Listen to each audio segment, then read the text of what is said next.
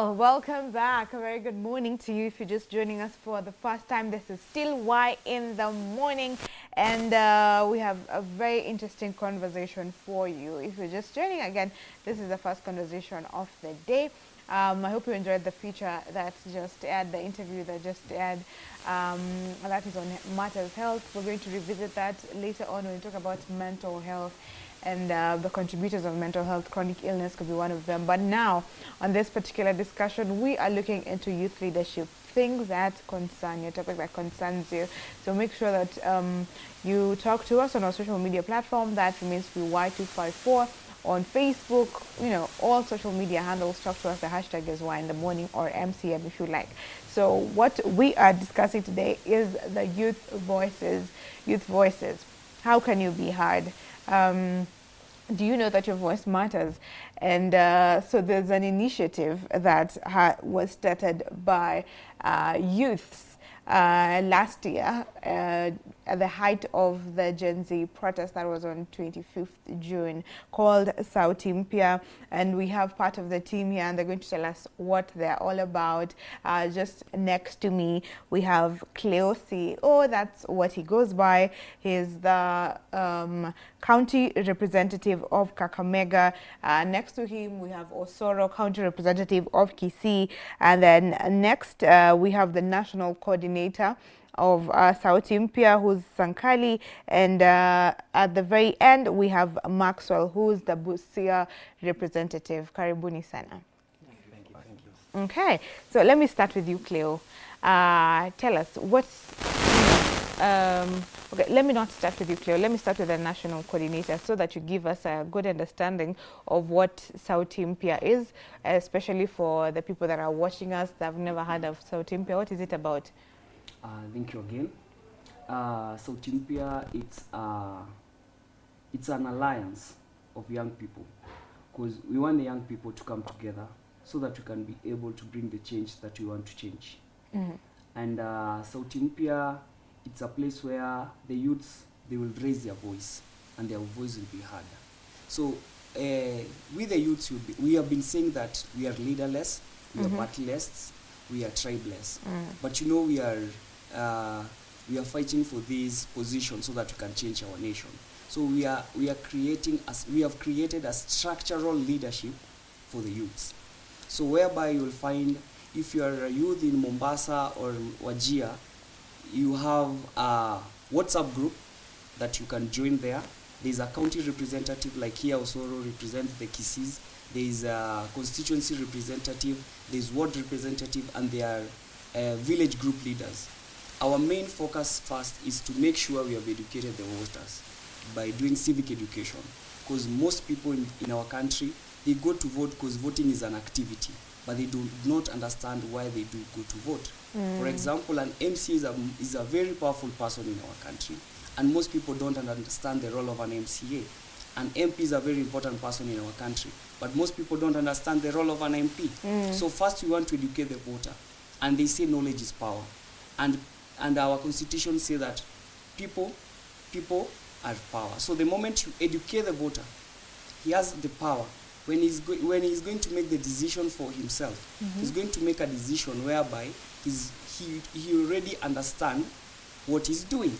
Because most politicians, they go there, give out handouts, wanachanganya tu watu wetu. So we don't want our youths, our parents, all the generation of this country, all tribes of this nation to be confused by anyone. That's why as the youths, we are standing out and we want to educate them first. And also to make sure, come 2027, we the youths, we are going to support our own, and we are going kushikana, because our kuna ile nini inasemekananga harambe. We want to do harambe for the youths so that the youths can be in power. Yeah. Okay.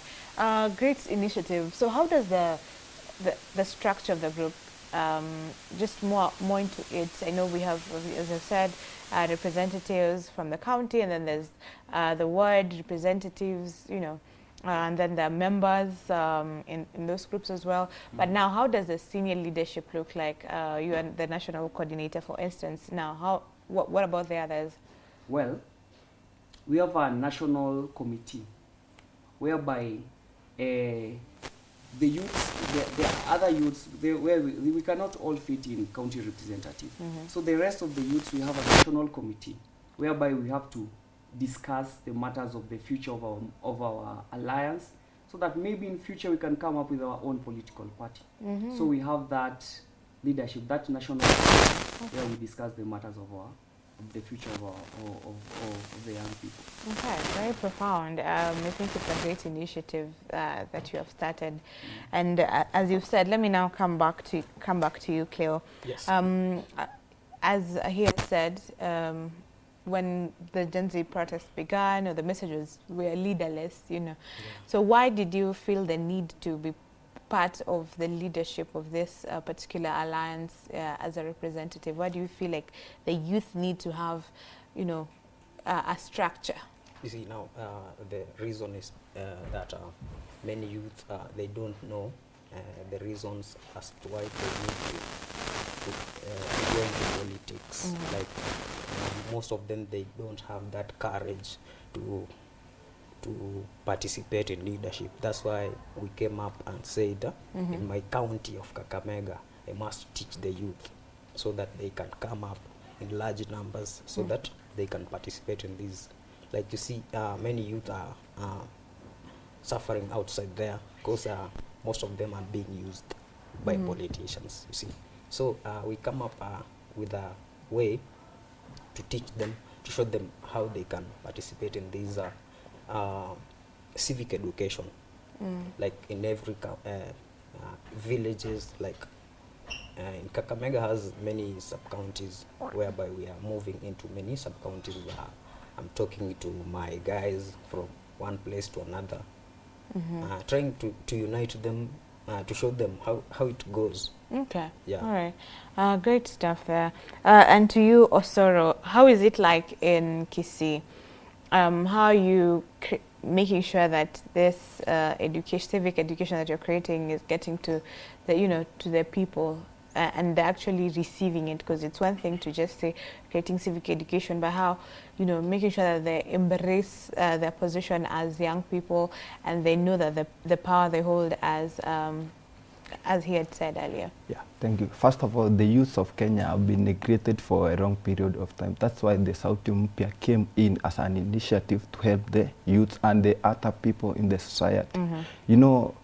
For my case in Kisii County, as Sauti Mpya, we work with the WhatsApp groups mostly and the social media groups. At a time we arranged for something like a civic rally, but we haven't pushed into it as much. So what we do is we have the ward representative. As the Kisii representative, I'm working with the ward representative and both the constituency level and the ward level. We have other small WhatsApp groups where we meet, and then either when we want to share something like what the youth want to do, what the youth need to know, right? That's what we are doing. We share the messages across the people. At a time, kuna time tunaingia ground, I meet with people, I talk to them, I'm telling naambia like the people, with the people, we have the powers. Hiyo ndio watu hawajui kwa ground, we have the powers. So the moment the message is home, we are heading somewhere, So watu wakijua the power belongs to the people. That's the main thing of the Sauti Mpya. Okay. Watu wakijua tuko na nguvu, tunaenda wapi? Why do we vote? Why do we choose leaders? That's the message we are trying to drive the youth. Kutoka kitambo, people are not voting, majorly the youth. So saizi tukianza kuwafunza mapema watajua, we need to choose leaders. By 2027 we might be somewhere, tutakuwa tumeachieve something. Yeah, that's the main goal. Okay, all right, amazing. What about you, Maxwell? As the Busia representative, would you say that you're actually seeing this beneficial since you started? Are you seeing an impact so far? Thank you. As my national coordinator said, my Busia people need to know why they vote for the MP, why they should vote for a women rep.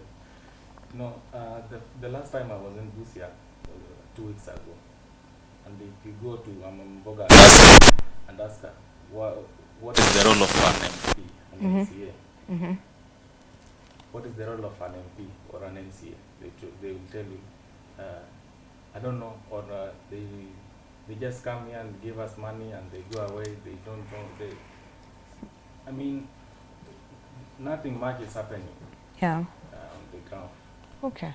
So now you have noticed the gap. Let me come back to you, Sankali. No, you have noticed that there's a gap in the knowledge, right, of, you know, the different positions that the leaders hold, the political leaders hold among the people. They do not know why they're voting for this one. You know, for the longest time, it has been on tribal basis. It's been on tribal basis. This is my leader, or this one is giving us more money than this, you know, because maybe for MCAs you'd find that, of course, they're from that region, so it's not tribal anymore, but it's who's giving me money, the envelopes. But now, you're creating this civic education. Maybe even you can take time to create it. Now, what are the roles? What do people need to know about the roles of an MCA? I think people do not even usually know what an MCA does. You know, how different is the role from that of an MP, and how different is it from the governor? What does a woman rep do? You know, how does it? Because some people, you know, most times we're saying, government, president, but again, we have the devolved government supposed to work for us. So tell us about it. First of all, you will find that our people, they don't understand the 2010 constitution. And one thing we want to toa akili ya watu ni ati these political parties, before I go back to your point, this political party, when you vote for a guy mwenye ako under ODM or DCP or UDA, he won't be loyal to the constitution. He's going to be loyal to the party. And that's why when we elect them, for example, they will pass a finance bill and inakuja kutufinyilia sisi because they are loyal to the party. So we want our voters to understand, don't usipige suti, the way wanasemanga tupige suti. The moment utapiga suti, you'll be loyal to the party. You'll be a slave to the party. So, for example, maybe you are a guy from Wajir. There's a party of Wajir or Wiper, Ukambani. Your MP won't be loyal to you. Will be loyal to Kalonzo or will be loyal to the party. So, hizo ndo zile vitu tunatry kuonesha wananchi with the youths. We want to make sure the leaders we elect 2027, they won't be loyal to anybody, but they will be loyal to our constitution. When you go to a place like, we have a civic education next month in Nyeri County. When you ask somebody from Madeira or Kieni or in our place in Kajiado, what is the role of an MP, of a women rep? Anakwambia ni bibi ya governor. Because they don't understand. And let me tell you guys, wow, an MP is a very important person. Mic check. Because our president is anagonga tu ceremonial. Mic check. Because MP ndo atatengeneza finance bill, MP ndio atavet the CS, MP ndo atamake chief justice amepitishwa. Like MP is like engine of the country. they play a key role. Yeah. So the moment we elect good MPs, is not the president tu anakuanga kazi yake ni kusign tu. But the moment we elect corrupt MPs mwenye ameanza kukucorrupt kwa ground kwa kukupea handouts, hivyo ndio wewe mwenyewe as a voter una promote corruption. Okay. But voting people with integrity, we will make sure tumekomboa nchi yetu from corruption na even from debts. And that's why I'm telling every youth in Kenya, we have to work together so that 2027 we will be able to grab power. Okay. Raila Odinga, Uhuru Kenyatta, William Ruto, they started these things while they were on their 20s. And one thing, where we are doing this structural leadership, number one, is because our forefathers, the Mau Mau, they were partyless, they were tribeless, they were fearless, but they lacked one thing, What did they structural lack? leadership.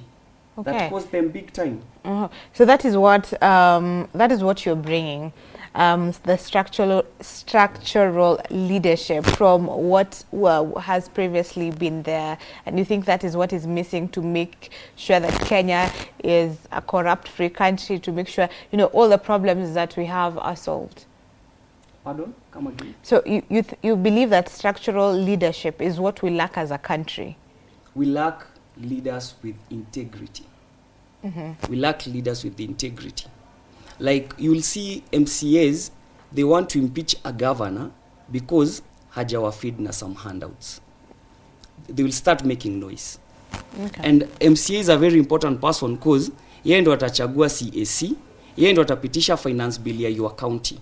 So this guy, when you're going to elect him, usimu-elect because amekuwa akipika chapati area yenu ama anaendesha motorbike. He must be a man of integrity. And that's what we are telling every youth in this country. 1450 MCAs of this country. We are going to sign a charter with them. Mwenye hatafanya kazi tutamu-impeach. An MP is the only person in this country cannot be impeached. So hapo ndio tunafaa tukue careful sana, even before voting for a president or governor. Hapo kwa MP tunafaa tukue very careful so that to elect mtu ataput interest zetu first. Okay. Lakini si interest ya DCP or UDA or ODM. Alright. The interest of the nation. All right, great comment there. Let me ask you, Cleo, based on again what he has said, our leaders having loyalty to their party and not to their people, right? But would that be a very bad thing? Yes, that is a bad thing. You know, you're going with what your party leader is saying, regardless of what the people want. But again, do you think that not having, okay, would we be in a place yenye tunasema atuna parties ama I don't know what you have envisioned, because I believe again that with the party there's accountability. The party can call you to when you're wrong. They call you your mistake, you've done this and that. So how do you envision this, even as you fight against that? I'm not against the issue of parties and maybe party having many parties. You see, what we need is a leader. We need a leader, and in any party, being UDA, which party, accountability of that leader. A leader who's ready to lead. You see, we have a politician and we have a leader. We need leaders. We don't need politicians. Politicians will just give you handouts. Then they will come again 2027, give you another handout. Handouts. They go away. But if you have in any political party, if you have somebody who is accountable, who is a leader, ready to serve the nation, then that's the leader. Okay. Adding to his point, most of these political parties that we have in Kenya, they are tribal political party. You will find that somebody will say like, hii party ni ya region yetu. Hii party ni ya region yetu. It's not a democratic party where it involves everybody. And this is one thing, these politicians that we want to atoe wote 2027, we bring a new set of fresh leaders. Easy parties ndio, if something wakiwa corrupt, they run back to their people, they create a party, or they go back to their tribal parties, wanaanza kuchampion, kusimp hapo kwa hizo parties zao. We want to do away with all these tribal political parties. So create new political parties. We want to bring fresh new leaders. We want to bring a new fresh generation where people we don't have to vote because you're a guy from ODM, and ODM itakuletea a leader. Like right now ODM is going for election in Kasipul.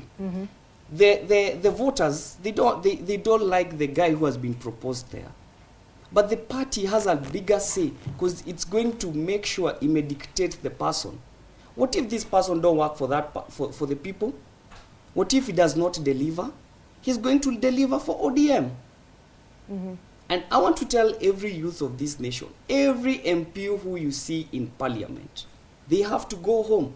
Some of them wakati tulikuwa tunasema we don't want finance bill, walikuwa absent. Wali decide hawataenda kuvote. But today we are seeing them fighting the government, but at the right time we wanted them to speak, to represent us in parliament. They were absent. They can't tell us anything. At right now they are saying, oh, we don't like this, we don't like this. No, we don't like them, even them. Okay, all right. So, just before you chime in on that one as well, just want to give a disclaimer that these are the views of our guest and not the station. So yeah, that's a word of caution. Please go ahead. Okay, we are not against multi-partyism, but again, the parties are messed with Kenya. Look what happened recently in Nairobi. the MCAs who are trying to impeach the governor. Everybody knows. And then what we saw it, Ruto and Raila have saved Sakaja.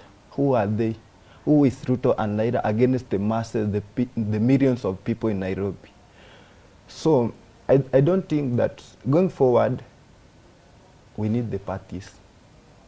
I believe that if we see the potential in a leader who is going to work with the people, tunaweza mchagua tu na independent. Juu sasa ukiona the people as my colleague said, mtu mwenye anakuwa fronted by the party anakuwa answerable to the party. You know, anakuwa unaona Raila as summon the MPs in certain hotel, anawaambia fanya hivi, vote this and this. That's not going to work in the current generation. What we need, the leaders that listen to the people. Tungekuwa na watu, unaona, we have been kutoka 2024 tulikuwa tukipeana the fuse, but again like the finance bill tulipeana fuse, we don't want that bill, tukapata ishapitishwa, walienda wakaambiwa pitisha bill, they did not listen to the masses. So going forward, there's no need for party. Ukiona tu kiongozi mzuri ametokea mwenye anasikiza watu, mpe kura tu. Okay. Yeah, tusipige suti. All right, let me hear your view as well on this, Maxwell. Issue ya multipartism iko sawa, sababu kila mtu ako na opinion yake, kila mtu ako na views zake.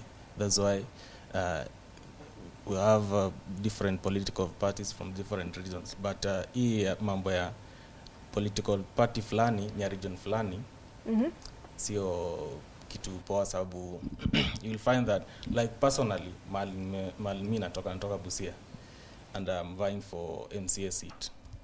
And question inakuja mostly, kitu naulizwa mostly, unasimama na chama gani? But I don't want to go na chama siji ODM ama, nataka chama ya youths. And that's why Sauti Mpya GenZ is going to come up with a democratic party yenye na shika kila mtu, the whole country. Si ati hii ni party ya chama fulani. And that's why you see iko na representatives all over the country. Like Sankala is from Kajiado, I'm from Busia, from Kakamega, and all other regions. Okay, so a democratic party that represents everyone. Because I'm trying to understand how bad the parties are. Just to go back to Sankali, do you think that it's all bad? Like what we have in ODM, what we have in UDA, what we have, you know, with YPA and, you know, all these other parties. Is it that bad? Is it, you know, but because I feel like there are also good things about belonging to a party, and that you can be accountable to them, not really bend to everything that you're told, but you can be called out even when you are, you know, when you're going the wrong way. Well, these parties are as bad as the devil himself. Because these parties, you'll find that as long as you are not aligning, not even to the party rules, to what the party leader wants, you'll be in for trouble. Like, I remember there's a senator, mwenye alikuwa nominated, aliambiwa, oh, you know what, you don't need supposed to be here because of this and this and this. But you'll realize there are other people bado in the same party, utawapata na maybe a certain person who is opposing the who were elected under the same party, na wanawak na a certain person na hawataulizwa. So utakuta hizi parties haziko fair enough even kwa wale watu wako hapo ndani. And that's why I'm telling every Kenya who is watching us today, that if you are going to vote Suti, don't complain 2027 about uongozi mbaya. Ukisema wewe ni mtu wa DCP, upige Suti, usicomplain kama utaletewa MP mbaya na DCP, MCA mbaya na DCP, same kama umetoka ODM. Don't ever complain that hawa watu wanatupeleka vibaya. We have 2 years to change all this. Okay. They keep on telling us that we want Kenya to be like Singapore. Let's start creating our Singapore today, before to end the election. Yeah, we need leaders wenye wako na accountability. And moreover, every youth outside there, mtu akikuja area yako akwambia anafanya civic education na hataki kuwa part of Sauti Mpya, trust me you, huyo mtu ametumwa hapo kutugawanyisha. Because if he really means good for this nation, why don't we are welcoming everybody. Mbona sikuja to join na tuendelee ku bring the change that we want to bring. Don't say you want to bring change ukiwa peke yako. Umoja ni nguvu. Okay. Na hiyo nguvu ndio tunataka tushikane. So you want the youths to come together, join this alliance and bring the change that we want to see. Yeah. From something that you said, still on you, Sankali, you mentioned that you want youth leaders, yeah? And, you know, we've had for the longest time the youth slot, you know, youth slots as a token. So, you know, this number of youths, let's elect at least one representative in parliament, you know, and all that. The same with women, but for youths particularly. But now you're saying you want youth leaders. Do you think that even the young people are ready to take leadership positions, to be MPs? We have, I don't know, say 200 MPs in parliament who are youths. You know, do you think we are ready for that, or do we still need to have this older generation together with the younger generation so that we lead better? Yes, I think, for example, Osoro here is a Gen Z. Alikuwa brought up by parents wake wenye si Gen Z. I believe the good leadership anataka na hiyo justice anataka ilitoka kwa wazazi wake. It also means kuna generations zingine, millennials, Y, boomers or X, kuna wazuri, we can also mix with them for their experience so that we can be able to bring change together. This change that we want is not for the youths alone. It's for everybody, even if you are 60 years, 70 years, and you also have the urge to change this nation. We can team up together. Because atutasema this is a initiative ya only the youths alone, and then tuna discriminate the other generation. No, as long as you are tired with bad leadership, we are ready to work together. And I think the youths are very ready to become MPs and MCAs and even governor. Ni vile tu hapo kwa president hatuwezi kwa miaka ituruhusu because June 25th tuliingilia for the first time ever in Kenya, youths walikuwa interested na matters to do with leadership na accountability. It shows you that youths are ready to lead. Example, there's very young people in Africa like Traore. He's very young and he's leading, he's changing his nation, you know. Okay, yeah. Yeah, Absolutely right. All right. To you, Cleo. Yes. Now, what do you think are some of the things that are barriers or barring the youths from being taken seriously as leaders to even over the past years? Because youths have been utapata wamejaribu kusimama but they have nothing. But what are those barriers that have been hindering them from being taken seriously? Yeah, you see, in this political regime, right now, if you don't have money, people will not vote for you. So, and you see many youth, they don't have money. They have visions, they have ideas, leadership skills, but when they come up, people say like, utatuletea nini? Kwa ground. So, another one comes, anawapea do, kiasi kiasi. They vote for that. So that's one problem. Another problem, they need civic education to understand that it's our time. It's our time to reign, you see. That we can rule as the leaders of tomorrow. Okay. We can do it. We are able. Okay. You see, this problem just came up with boomers and those generation that were past there. But now you see this generation is coming up with many resolutions. We want change. We need to see many things working. We don't want to see things just like we hear this and there is no accountability. Now that's another challenge with the leaders. Another thing, the handouts. I can tell many youth, apale inje, sileto ile chwani ile so. Ukafikiria hapo sasa uko sawa. Ukafikiria sasa ati msee anatujali. They'll just give you and go. Think about yourself. All right. What about your sorrow? Okay, Master. I can just add on what I said. Please increase your volume. Okay. You know, in this country, we have been having the same leaders over and over again since we got independence. I think we can all agree with that. And now, these people, they have run out of the ideas. They don't have ideas to govern us. It's called political menopause. Yes. Okay. And that's why, menopause. as Sauti Mpya GenZ, we are advocating for as many youths as possible. Okay. As many youths as possible to vie to go for political seats. Yeah. All right. So it is clearly the youth's time to go for this political seats.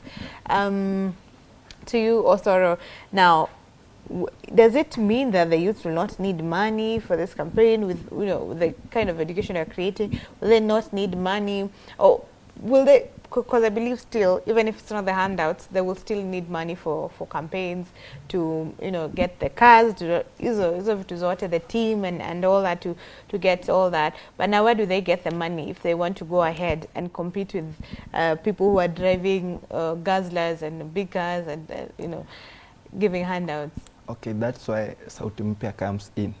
What we need to deal with is politics of tokenism, politics of handout, politics of money. Even the big democracies like the USA wanapea mtu wao pesa, mtu wanataka pesa aende kusimama, they sponsor him. So the moment we do enough civic education and then watu wanajua uiso Osoro. Yeah, wakijua if tukisimama na huyu kijana ataenda kutusaidia huku mbele, So saizi mecha hii kitu ya GenZ 2024 ilifungua vijana wengi akili. We don't need money ndio tuingie kwa siasa. What we want, watu wakijua wewe ni kiongozi mwenyewe utaenda kuwasaidia huku mbele, watasimama na wewe. Yeah, watasimama na wewe. Yeah, so that's why we need to do civic education. Tuambie mama mboga huko nje, watu huko chini, tuambie aje hao watu wanawapea the 50 bob, the 100 bob, the 1000. Hiyo ni pesa yako ya pasari, hiyo ni pesa yako ya kujengewa barabara, hiyo ni pesa yako ya mwanafunzi wako wa shule. So the moment huyu mtu ana understand ni pesa yangu napewa, anaweza kataa hiyo pesa ama ashike bado apigie mtu anataka. So pesa wachukue tu juni yao, lakini wavote the right people. Yes, ikikuja wewe chukua, but bear in mind hiyo ni pesa yako. Wewe kura pesa, huyo mtu aende nyumbani. And then ukichagua kiongozi mzuri, tunaenda kufuatilia hiyo pesa yenye alikuwa anapeana inatoka wapi, accountability. Alitoa kama ni pesa ya serikali aichukua, afungwe. Hiyo ndio tunataka. So going forward, I believe that youths wenye wanataka kuingia kwa position wasiogope juu ya pesa. Tunaweza jitengeneza as a group like the Sauti Mpya initiative. Tunaweza jitengeneza as a group. Tunaenda kama ni kwetu, so I'm fighting for the MP position. Tunaenda kwetu, tuna campaign, tunatoka. Hatuendi kupeana pesa. We are taking the message. Hiyo ndio tunachukua huko. Yeah. We don't have money. Hatuna pesa. Hiyo tunaambia watu, why do you need a good MP in parliament? Not the money. Pesa, kama unajua hata upewa 50 bob na yet mtoto wako hajalipiwa school fees, haiwezi kusaidia. Hata upewa ni 50 bob na parapara ya kwenu haifanyi kazi, haiwezi kusaidia. So the people need to understand the politics of tokenism have costed Kenya. All right. We need to move out of that. All right. Yeah. Okay, great enough. Sankali, for that might be one of the ways of fighting corruption, because we are buying the votes. They are buying the votes.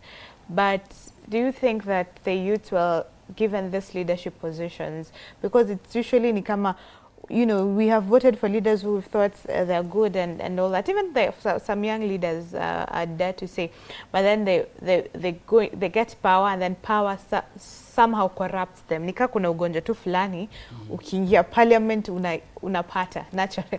So do you think that we will be able to fight corruption and will not get into the system tukiwapatia?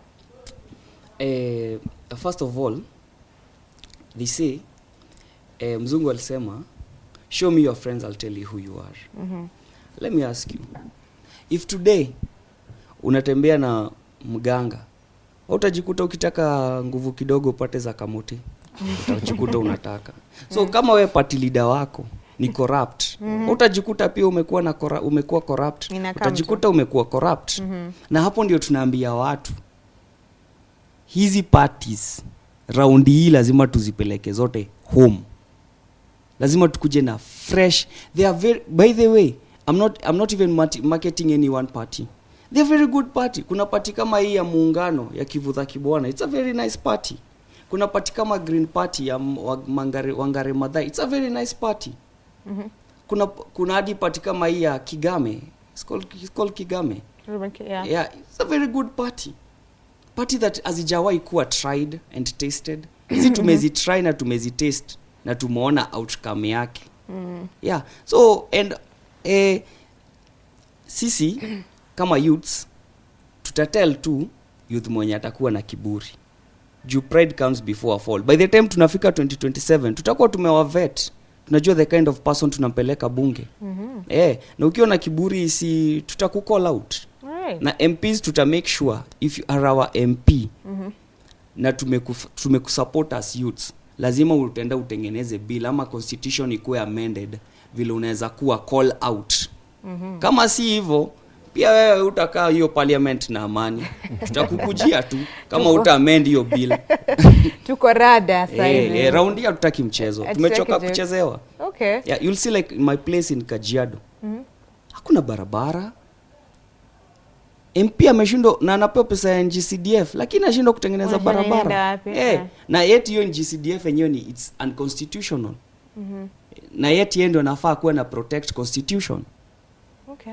So this kind of people tunafaa that's when nimesema these party leaders wamefika kitu inaitwa political menopause. They are no longer productive. That's why we need a fresh leaders who are now fresh and they can be productive. Okay. Yeah. All right. That is quite something.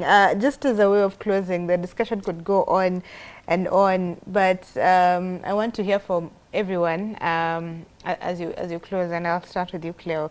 Do you think that the older generation is ready to hand over power to the young people, or does it need some wrestling and not violence, but I mean now this kind of what I can say, I know they are not ready.